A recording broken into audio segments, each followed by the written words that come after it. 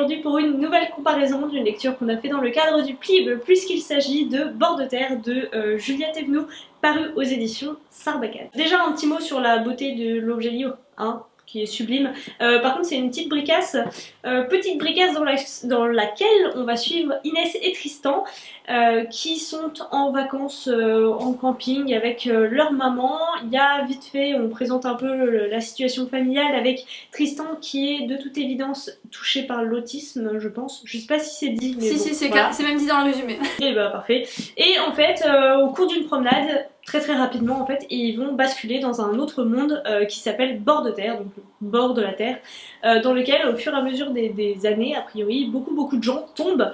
Et la première, dès qu'on tombe dedans, en fait, on devient transparent.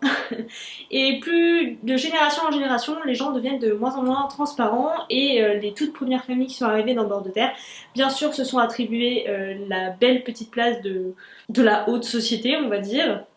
Ils sont d'ailleurs quasiment plus du tout transparents et ce sont eux qui gèrent toutes les activités économiques, sociales et ce qu'on peut appeler une belle petite dictature. Pour vous résumer brièvement ce que j'en ai pensé, c'est un très bon roman, c'est un roman d'excellente qualité, mais j'ai failli abandonner aux 30 premières pages, un truc comme ça, parce que l'écriture est très particulière, c'est original mais c'est vraiment chelou. Ça me fait penser un peu à Alice au Pays des Merveilles, que je ne supporte pas, sauf en film. Et ça me fait penser aussi au projet Starpoint, que j'ai beaucoup aimé, mais il faut un temps d'adaptation en fait. Donc voilà, moi mon temps d'adaptation pour ce roman, ça a été entre 100 et 200 pages. Après j'étais dedans, j'étais soit habituée, soit les particularités de la plume ont petit à petit disparu avec l'augmentation de l'action. Je sais pas exactement, je ne saurais pas dire. Mais voilà, les problèmes que j'ai eu avec la plume, c'est que c'est abstrait, y a des comparaisons qui sont un peu bizarres, on utilise des mots descriptifs pour décrire quelque chose alors que ça n'aurait pas forcément lieu d'être décrit, vous voyez, je sais pas comment qualifier ce style, je sais pas si ça doit avoir un nom je pense quand même, absurde peut-être, un truc dans ce style. Ouais, il y a un petit côté absurde quand même. Voilà, et donc du coup moi ça m'empêchait de visualiser, ou sinon il fallait que je m'arrête et que je relise et que j'essaye de visualiser, de comprendre ce que l'auteur voulait dire derrière cette description absurde. Et donc voilà, c'est un peu difficile pour moi. De mon côté, j'ai beaucoup aimé justement la plume et cette originalité. Moi, c'est quelque chose qui m'a marqué. J'ai eu certes du mal à m'y faire. Je me suis dit, oula, le premier réflexe, c'est quand même de se dire, ah ouais, d'accord, c'est bizarre. Mais finalement, une fois qu'on rentre dedans, selon les personnes, ça peut prendre plus ou moins de temps.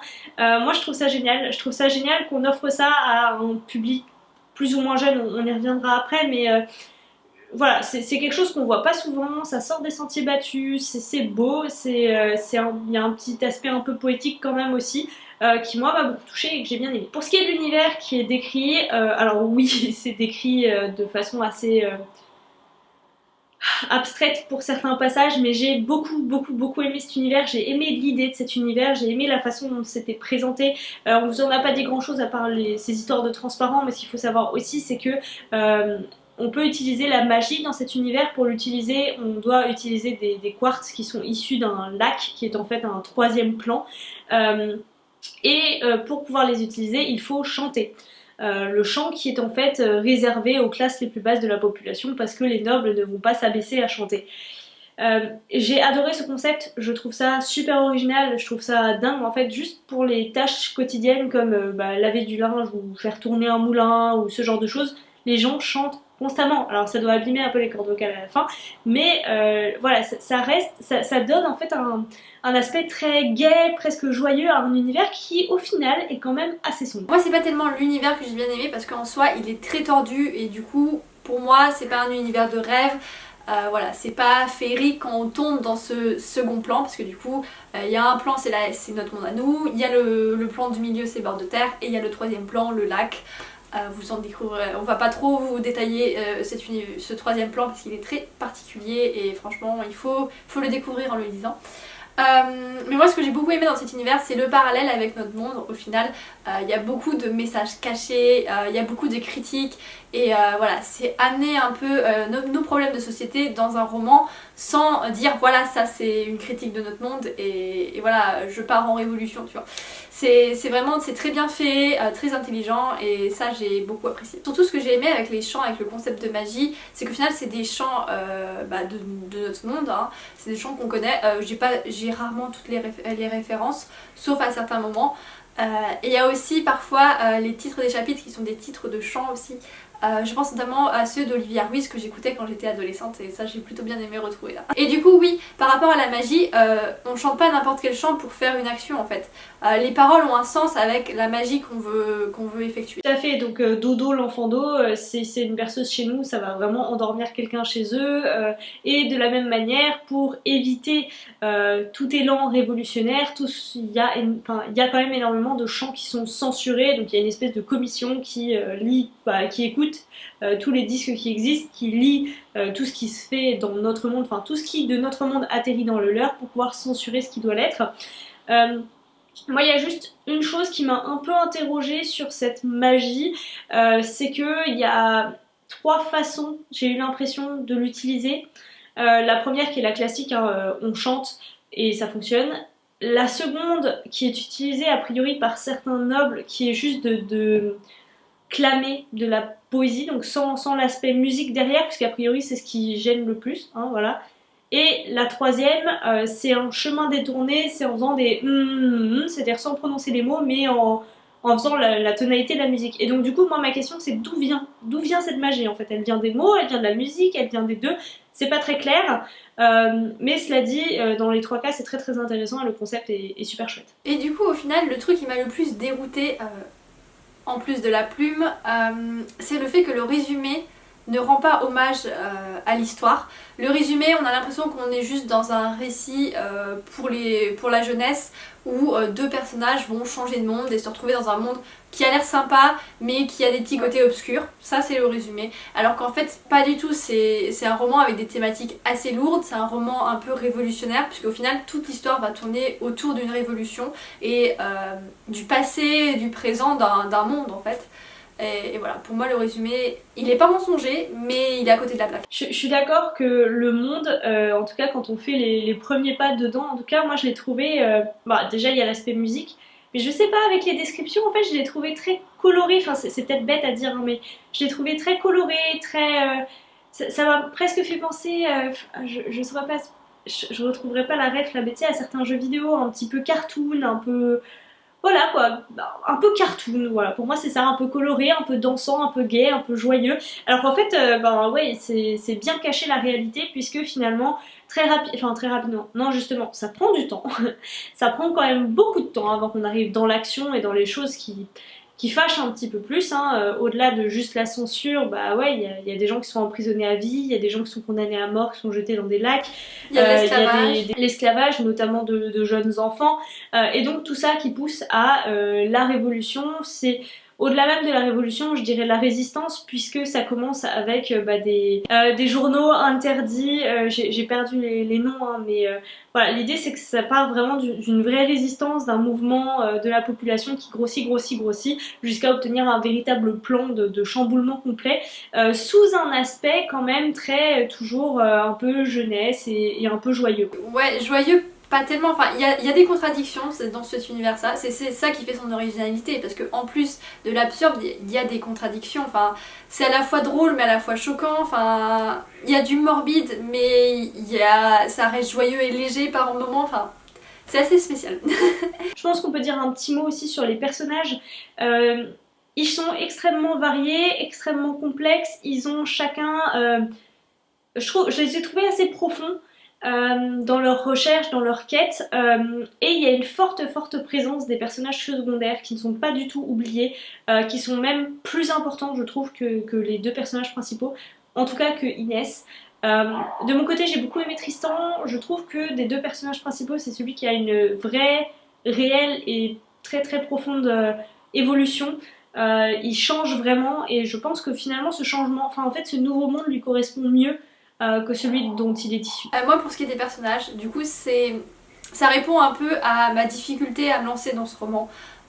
puisque au début on commence avec Inès et Tristan qui sont les personnages principaux, et moi j'ai eu du mal avec les personnages principaux, surtout avec Inès. Tristan, c'est vrai que son évolution est vraiment très sympathique, mais j'ai préféré les personnages secondaires, donc le temps de les rencontrer, bah moi j'étais pas vraiment dans le récit. Voilà, les personnages secondaires sont vraiment très bien étoffés. J'ai beaucoup aimé Adelph et son évolution au final, et l'évolution des autres personnages. J'ai beaucoup aimé Aïssa et Alma aussi. Voilà, pour moi c'est eux qui apportent vraiment toute la richesse au récit et qui apportent vraiment les problématiques les plus importantes. De mon côté, alors je sais pas si c'est vrai ou pas, mais ces histoires de changement de plan, ça m'a vraiment fait penser d'une certaine façon à Philippe Pullman et alors on voit plus ça je pense dans La Tour des Anges que dans le premier tome, mais vraiment cette possibilité en fait de découper une fenêtre sur un autre monde et en fonction de comment on se place par rapport à cette fenêtre, on voit plus ou moins ce qu'il y a de l'autre côté. Voilà, j'ai pensé à ça. J'ai beaucoup aimé l'idée, on revient un tout petit peu dessus à la fin, mais du coup c'est un concept encore une fois que j'ai trouvé très intéressant et que j'ai beaucoup aimé. Mais après c'est un concept qui est pas extrêmement poussé, c'est pas le sujet principal du roman. Voilà, c'est pas tellement les différents plans, comment se rendre d'un plan à l'autre qui est important. Ouais. Et c'est pas très développé. À la fin, on n'en sait pas plus que au début au final sur ces voyages entre plans.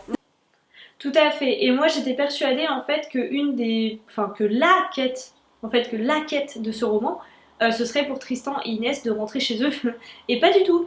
Alors déjà parce qu'au début ils oublient, et ensuite parce que finalement ils se sont tellement ancrés dans ce nouveau monde et il n'y a tellement pas de possibilité de retour en arrière que ça n'a absolument rien à voir avec ce que j'imaginais. En revanche, ce qui est un peu plus poussé, c'est le lien avec le troisième plan. Là, il y a quand même alors je vais pas dire des explications parce que c'est pas aussi clair que ça pourrait l'être je trouve, mais il y a vraiment un vrai développement par rapport au lien entre le deuxième et le troisième plan, ce qu'ils en font, comment ils s'y rendent, tout ça. Là il y a des explications, mais du coup entre le premier et le deuxième on n'en sait quasiment rien effectivement. Ce que je dirais c'est que il faut pas se décourager.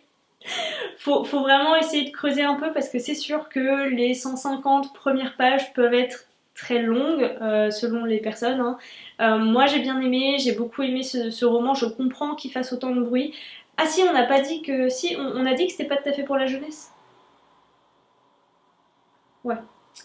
En revanche, j'entends beaucoup dire que c'est pour la jeunesse. Je suis pas tout à fait d'accord, ça dépend ce qu'on appelle un livre jeunesse. Moi si vous voulez un livre jeunesse c'est La ville sans vent par exemple, c'est Et le désert disparaîtra, qui est très adapté à de la jeunesse. Là pour le coup il y a quand même un aspect, alors déjà sombre sur les thèmes abordés, mais ça en soi pourquoi pas, hein, c'est important. Mais il y a surtout quelques pages quand même qui sont un peu, surtout à la fin, ça se déchaîne un petit peu, il y a un petit peu, alors c'est pas énormément, hein, mais il y a quelques pages un petit peu glauques, un petit peu... Pour moi c'est, je dirais même un peu plus qu'un petit peu, enfin... Ça bascule un peu dans du sanglant, un petit peu. On s'attarde pas sur les descriptions, mais il y a quand même des mots assez forts. Pour moi, pour la jeunesse, c'est pas bon. Même si le reste pourrait passer, sans forcément que le lecteur comprenne le parallèle avec notre monde, nos problématiques, etc. Ça passe nickel. Par contre, oui, il y a certaines... c'est peut-être un peu choquant. Même pour du... Enfin, il est un peu inclassable ce roman, de toute façon, vu qu'il est très original et très particulier. Donc, c'est pas du young adulte non plus, parce que le young adulte, c'est... Enfin, le young adulte qu'on a l'habitude de voir un peu partout, c'est trop léger, c'est trop... Il y a tout est caché, il se passe rien au final. Et c'est pas de l'adulte non plus, enfin il est un peu entre chaque catégorie. Bon, je suis pas d'accord avec Mélo sur la classification young adulte, ça peut ne pas être creux, c'est juste l'âge du lecteur hein, qui change. En tout cas ce que je dirais c'est que, est-ce que c'est adapté à un public qui a moins de 10 ans? Je ne pense pas. Ouais, entre 12 et 15 ans peut-être. Voilà, mais il faut le savoir, sur la fin il y a un petit peu de sang, pas énormément mais il y en a, et c'est vrai que c'est un inclassable. Voilà, bah pour ma part, je suis très contente de l'avoir lu. Ça aurait pu être un coup de cœur s'il n'y avait pas eu le début laborieux, mais voilà, il y a eu le début où j'ai un peu de mal.